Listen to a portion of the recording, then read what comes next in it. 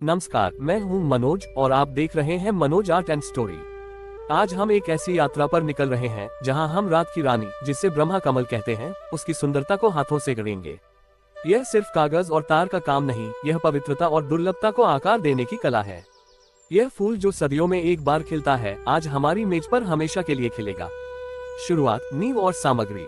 सबसे पहले हम इस भव्य रचना के लिए एक मजबूत आधारशिला रखते हैं। हमने 3 मिलीमीटर सन बोर्ड को लिया और हीट गन की सौम्य गर्मी से उसे लचीला बनाया।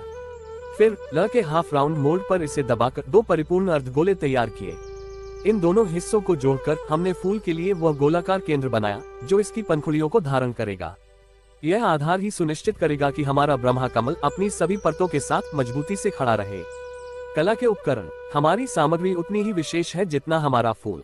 हमने सफेद फैब्रिक और कोमल क्रेप पेपर को चुना है जो पंखुड़ियों को हल्कापन और टेक्सचर देंगे।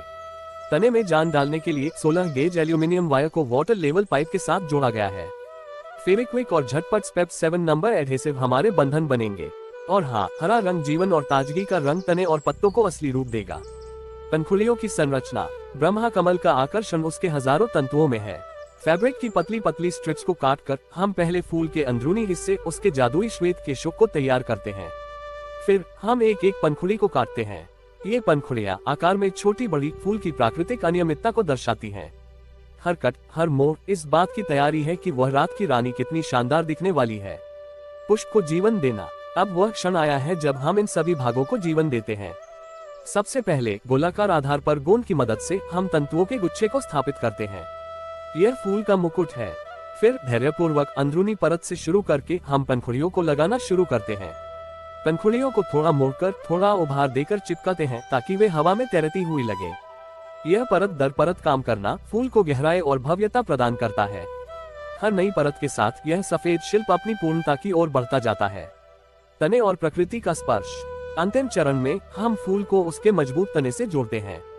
वाटर लेवल पाइप से तने को मजबूती मिलती है जिसे हमने हरे फैब्रिक से लपेटकर प्रकृति का आवरण दिया है। अंत में हरे रंग से रंगे और सही आकार दिए गए पत्तों को तने पर इस तरह से जोड़ा जाता है मानो वे अभी अभी पौधे से निकले हों। ये पत्ते ही इस कलाकृति को पूर्णता और वास्तविकता का अंतिम स्पर्श देते हैं। समापन, एक काव्यात्मक नोट। देखिए, यह रहा हमारा ब्रह्मा कमल, एक ऐसा फूल जो अब आपके लिए सदा सदा के लिए खिला रहेगा, कला की शुद्धता और शिल्प की मेहनत का प्रतीक। अगर आपको मेरी कला, मेरी कहानी और इस फूल की सुंदरता ने स्पर्श किया हो तो मैं आपसे बस इतना ही कहूंगा। मनोज आर्ट एंड स्टोरी को लाइक करके हमारा उत्साह बढ़ाएं। इस कला को अपने दोस्तों के साथ शेयर करें और सब्सक्राइब करके हमारी अगली रचनात्मक यात्रा का हिस्सा बने। मिलते हैं जल्द ही, तब तक के लिए कला बनाते रहें और खुश रहें।